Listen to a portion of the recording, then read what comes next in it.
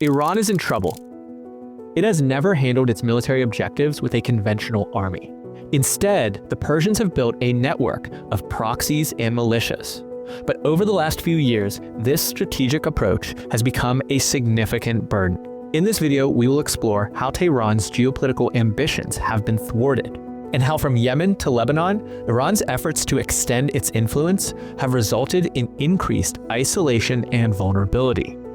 With an ongoing economic crisis and growing nuclear tensions, Iran's push for regional dominance has backfired. Iran's modern economy is a far cry from its past as the center of the Persian Empire. Today, Iranians grapple with crippling sanctions, widespread poverty, and failing infrastructure. While Iran's GDP per capita has stagnated for decades, the full extent of this decline will be explored in later sections. The Iranian rial's devastating loss of value against the dollar since 2018 has severely impacted the purchasing power of ordinary citizens. The regime prioritizing ideological purity over economic pragmatism has led to wildly inefficient state-run industries and widespread corruption.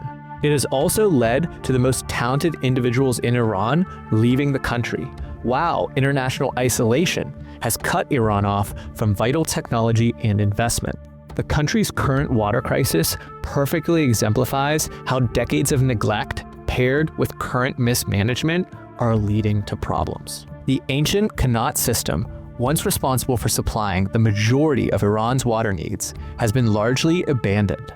This shift, combined with inefficient modern practices, has resulted in severe water shortages across the country. As a result, agricultural productivity has plummeted, with the sector's contribution to GDP falling significantly since 1960. The water crisis poses an existential threat to Iran's future, forcing entire communities to relocate as aquifers are depleted and farmland turns to desert. This environmental catastrophe is stoking political and social unrest, pushing an already fragile regime towards its breaking point. And Iran's internal struggles are directly tied to its external ambitions. The regime's attempts to project power abroad through its axis of resistance come at a tremendous cost to its own people, diverting resources from critical infrastructure and other social programs. Now, everyone in the world isn't necessarily free to express their concern over these issues. Press freedom is limited in many countries across the globe. But if you want to express your opinions and ideas in the form of video, InVideo AI can help. The latest version of InVideo AI enables you to turn your ideas into full-length videos. It's like having the power of a director in your hands. For example, make a 1-minute video about the Russia-Ukraine war.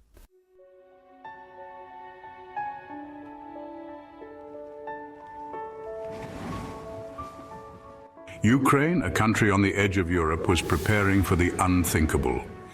But that's just the beginning. You can change anything you want, like add my voice. Unlike traditional video tools with steep learning curves that only solve for parts of your video creation process, InVideo is the creative partner that removes all friction and lets you focus entirely on your vision and your idea, while InVideo does all the heavy lifting. You can try InVideo AI for free and save you hundreds of dollars that you would otherwise spend on editing, animating, and all the other costs of production.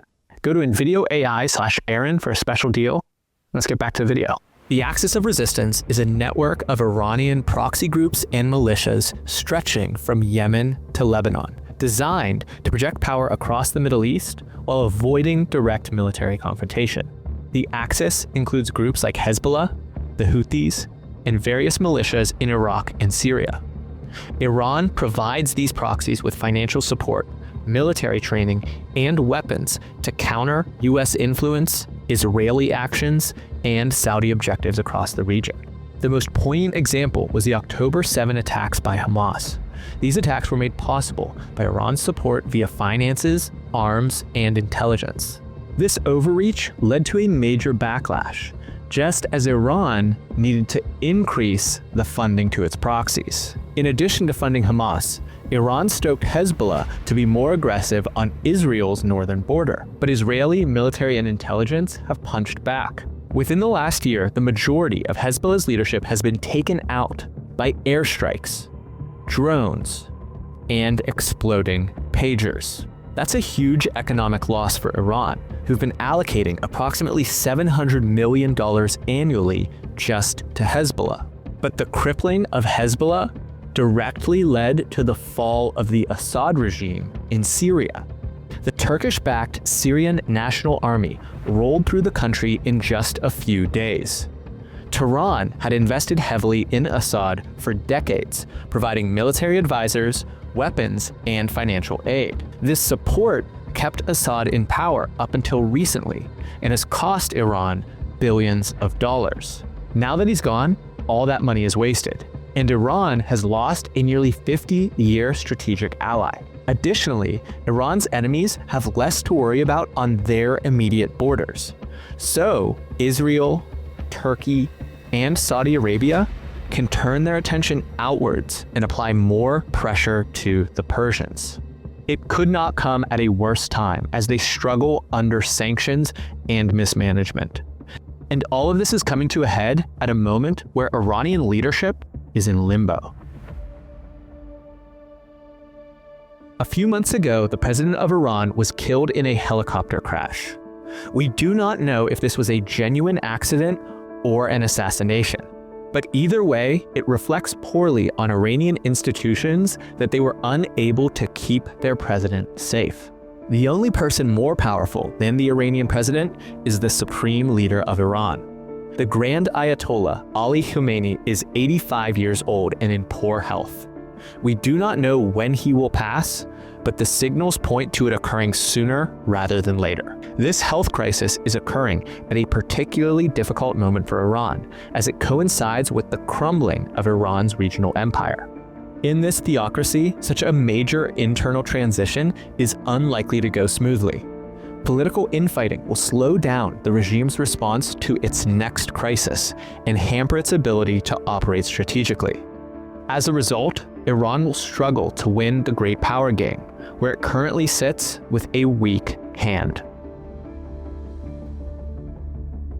There are two levels to the geopolitical game that Iran is playing. At the grandest level, Iran has aligned itself with North Korea, China, and Russia against the international order of the West. Together, these countries collaborate to counter the United States and its allies under the idea that the enemy of my enemy is my friend. Iran's vast oil and gas reserves, coupled with its strategic location, make it a particularly relevant partner to Chinese energy security. Iran has also been supplying Russia with drones and missiles, bolstering Moscow's military capabilities. But as Russia prosecutes a war in Ukraine and China faces an economic slowdown at home, the alliance is on shaky ground. Meanwhile, zooming into the Middle East, Iran sits at odds with both Israel and its Sunni-majority neighbors, Turkey and Saudi Arabia. For the last few decades, Hezbollah was the stick that Iran could use to threaten Israel from getting too assertive. But now, Hezbollah has been functionally decapitated. In response to Iran shooting missiles at them, Israeli forces took out most of Iran's air defense and long-range missile-making capabilities. We already talked about Iran's role supporting Hamas and Hezbollah, but they're also backing the Houthis in Yemen. The Houthis have been attacking shipping in the Red Sea and launched missile strikes against Saudi Arabia. IDF forces are now bombing Houthi targets in Yemen, just as the engineer of the Abraham Accords, Donald Trump, returns to the White House. An aligned Saudi-Israeli partnership would spell trouble for Iran. But with the fall of Assad, Turkey is also making advances on Iran's western buffer states. The walls are closing in on Iran, and it's not well positioned for a long-term conflict. It seems unlikely that they'll be able to sell as much oil in the years ahead, with Donald Trump returning to the White House. Iran sold 2.6 million barrels per day while Obama was in office. That dropped to as low as 100,000 barrels per day under Trump, and has ballooned back up to 2 million per day under Biden. As Iran's regional ambitions collapse, it will have fewer proxies and buffers to protect itself regionally. At the same time, neither China nor Russia are in a position to project power into the Middle East to support their ally. On top of it all, there does not seem to be a clear leader who can guide the country through this mess. Will the weight of the axis of resistance ultimately lead to collapse? Or can Iran turn things around with a high-stakes gamble? Iran has recently accelerated its pursuit of a nuclear weapon. While Tehran maintains it has peaceful intentions, emphasizing energy production and scientific advancement, everyone is skeptical about Iran's true motives. Despite severe economic consequences from international sanctions, Iran has made substantial progress in uranium enrichment. The Joint Comprehensive Plan of Action of 2015 aimed to curb Iran's nuclear activities. But following the US withdrawal in 2018, Iran has steadily increased its enrichment levels. Recent reports indicate enrichment close to weapons-grade purity, increasing the likelihood Iran could rapidly produce nuclear weapons. The combination of high-level uranium enrichment capabilities and Iran's ballistic missile program has its neighbors worried.